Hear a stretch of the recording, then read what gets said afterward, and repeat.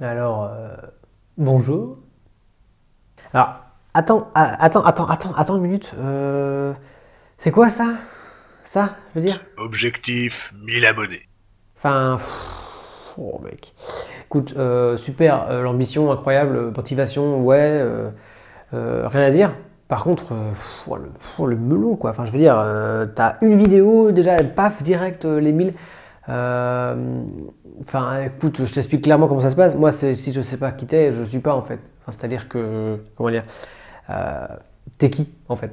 C'est qui Pablo Marquez Garcia? Alors, Pablo Marquez Garcia. Oui, c'est moi. Je m'appelle Pablo Marquez Garcia. Mon deuxième prénom est Juan. Et combiner cela à mes yeux marrons, mes cheveux marrons, ma peau un petit peu bronzée, vous pouvez facilement en conclure que je suis belge. Que passo?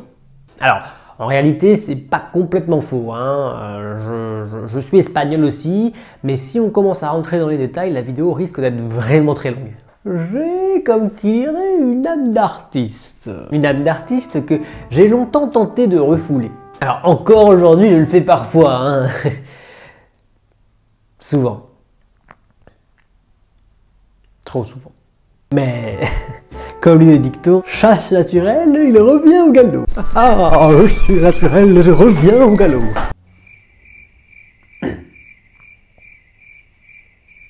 Cette âme d'artiste, elle a fait naître en moi une passion. On se rappelle brièvement de mon interprétation faciale de la passion.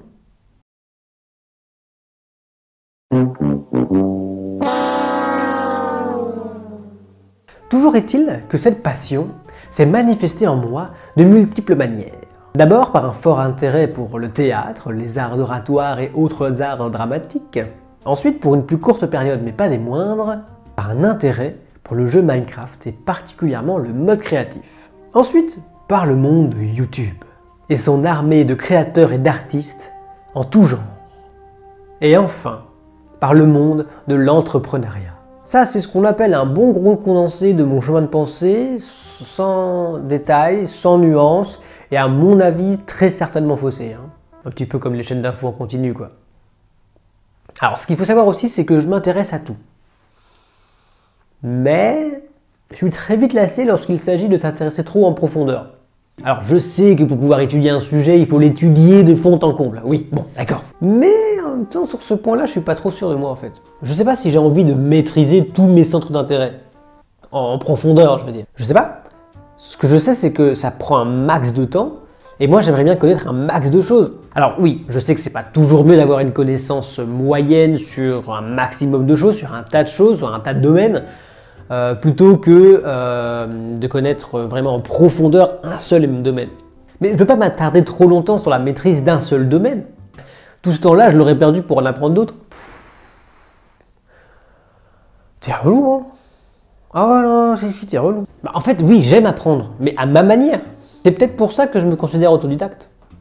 Autodidacte parce que si je souhaite avoir des infos sur un truc, je préfère aller chercher ces infos par moi-même, plutôt que de me référer à une figure d'autorité dans ce domaine, dans ce truc. Bah oui, je sais. Je sais que cette démarche est un petit peu contre-productive par rapport à ma volonté d'apprendre un max de choses en un minimum de temps. Cette figure d'autorité, elle a déjà été récoltée toutes les infos sur ce sujet. Et bah du coup, ça me fait gagner du temps parce que je vais pas aller chercher moi-même ces informations. Or, ce qui m'arrive souvent, c'est qu'en fait, ces informations, bah en fait, soit je les avais déjà, du coup, bah c'est chiant. Soit elle ne m'intéresse pas, du coup je suis chiant, soit elle ne me plaise pas. Je suis doublement chiant. Bah oui, c'est à ça que je voulais revenir, oui. C'est-à-dire que, ouais. Quand je reçois ces informations-là, qui ne m'intéressent pas, ou qui ne me plaisent pas, ou que j'ai déjà, bah ça me fait chier. Parce que, eh ben, j'ai l'impression de perdre mon temps. Parce que je me sens obligé d'éplucher ce millefeuille d'informations pour trouver celles qui m'intéressent et qui me plaisent. Et que je n'ai pas. Ouh, mais il faut une bonne tarte dans la gueule, lui, à celui-là, avec sa démarche de complotiste, là. Alors non, évidemment, il ne faut pas compter dans cette récolte d'informations leur passage par mon deuxième filtre qui est celui de sens critique, qui me permet en fait d'avoir plus ou moins de recul sur la véracité des informations. De toute façon, lié à ma préférence en fait de récolter mes informations par moi-même, je préfère travailler seul. Construire ma connaissance seul. Créer mon petit monde à moi. Seul. Quoique non, en fait, pas tout le temps. J'aime travailler en équipe lorsque celle-ci travaille sur un projet qui me tient à cœur. Généralement un projet que j'ai imaginé moi-même. Généralement un projet que j'ai imaginé mais que je peux pas réaliser tout seul. Là oui, je travaille en équipe, mais seulement si c'est moi qui supervise. Je sens que je vais me faire des ennemis moi avec cette manière de fonctionner. Alors si vous voulez que je vous donne un exemple, attendez, je réfléchis, j'ai pas trop d'idées. Alors en parlant de supervision, je pense que c'est dans ces conditions-là que j'apprécie l'idée d'être entrepreneur. Enfin, je veux le devenir, quoi. Alors non, c'est pas du tout une quelconque soif du pouvoir. Non. Alors c'est simplement l'idée qu'une création puisse prendre une dimension beaucoup plus importante et ça me plaît. Enfin, imaginez, c'est un petit peu le fantasme de l'artiste, quoi. Et donc si cela veut dire s'improviser superviseur, eh ben je le ferai. Voilà. C'est ça un petit peu qui me fait peur. C'est m'improviser. Parce qu'en fait, je suis pas superviseur, quoi. À la base, je suis pas formé pour guider une équipe. Je suis pas un leader. En fait, je suis victime du syndrome de l'imposteur. Clairement, dans ma tête, il se passe ça. Pardon, en fait, une équipe s'allie autour de toi pour construire un projet qui vient de toi. Excuse-moi, mais c'est quel genre d'égocentrisme en fait pour que des gens qui ont leur propre vie, leurs propres problèmes, leurs propres idées, leurs propres projets s'allient autour de toi pour faire part de ta vie, résoudre tes problèmes, réaliser tes projets et écouter tes idées? C'est pas humain de faire ça? Ouais, t'as raison. Pourtant, c'est un peu le propre de l'être humain de faire ça aussi, hein, de se réunir autour d'un même projet, d'une même idée, d'une même cause. Ce simple fait règle beaucoup de choses. Résoudre un problème permet de résoudre les siens. Pas toujours, mais ça arrive. Et puis s'ils viennent t'aider, c'est qu'ils en ont envie, qu'ils sont intéressés. Hein. Tu ne les as pas obligés. T'es un humain après tout. Et quand je me rappelle de ça, eh bien, l'imposteur s'en va. L'être humain. Voilà aussi une part de ma personnalité, hein. Ça, c'est même mon essence en fait. Je ne peux pas vivre sans mon humanité, je ne peux même pas m'en détacher de mon humanité. C'est cette conviction, cette humanité qui provoque en moi mes doutes, qui met en marche mes réflexions ou qui me fait prendre mes décisions. C'est cette conviction qui me fait parfois me détester parce que j'avance pas ou pas assez vite dans mes projets perso ou dans ma vie perso de manière générale. Mais c'est aussi cette conviction, cette humanité qui fait de moi un être aimé et aimable. Par contre, il ne faudra pas le dire trop haut parce que sinon ça pourrait être perçu comme de l'égocentrisme. Mais bon, en même temps, cette perception c'est aussi un petit peu humain.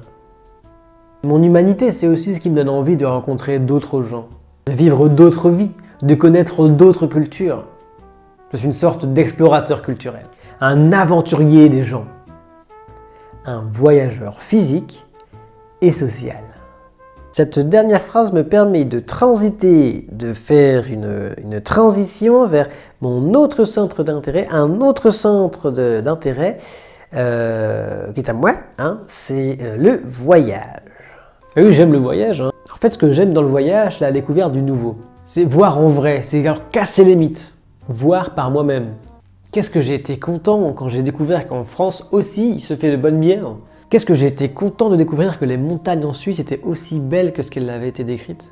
Qu'est-ce que j'ai été content de prendre la claque de ma vie quand j'ai découvert le mode de vie du Paraguayen après avoir vécu 1 an dans ce pays. En fait, ce que j'aime dans le voyage, c'est l'expérience. Je recherche l'expérience dans le voyage. Je suis un chercheur d'expérience, un chercheur de nouvelles créations, d'invention, un inventeur de personnages, d'œuvres, de vie, de monde, un inventeur de mon propre petit monde, de ma propre vie. Et comme pour tout inventeur, mes inventions sont réelles, sont existantes. Parce que mes créations apportent-elles quelque chose? Un petit changement, un changement radical, un poids? Une réflexion dans la vie des autres? Non? Bah tant pis. Oui? Bah, peu importe. Tant qu'elles apportent quelque chose dans ma vie, ça me va. C'est déjà bien suffisant. Voilà qui je suis. Voilà qui est Pablo Marquez Garcia. Un artiste curieux, avide d'apprendre, mais pas trop quand même. Parfois victime du syndrome de l'imposteur, autodidacte, indépendant, auto-entrepreneur dans l'esprit, mais bientôt en vrai, je l'espère, un explorateur, un voyageur. Un être dont la multitude de facettes et de personnalités permet de mettre en avant, je l'espère, mon appartenance à l'humanité. Alors oui, il semblerait que j'ai vraiment un problème dans la maîtrise du son. Première vidéo, absence totale de micro. Deuxième vidéo, un micro mais pas du tout de maîtrise de la saturation du son. Je m'en suis rendu compte beaucoup trop tard, je m'en excuse et j'espère que cela ne t'a pas trop dérangé. Mais bon, je me dis que si tu es encore en train de m'écouter actuellement, c'est certainement que la vidéo t'a plu. Et si ce n'est pas le cas, c'est que tu es masochiste. Dans tous les cas, fais-en moi part en commentaire. Tu peux aussi liker la vidéo et t'abonner pour connaître et découvrir plus en profondeur cette chaîne YouTube. Dans tous les cas, je te rappelle l'objectif principal, atteindre les 1000 abonnés avec très certainement une récompense à la clé. Allez, ciao!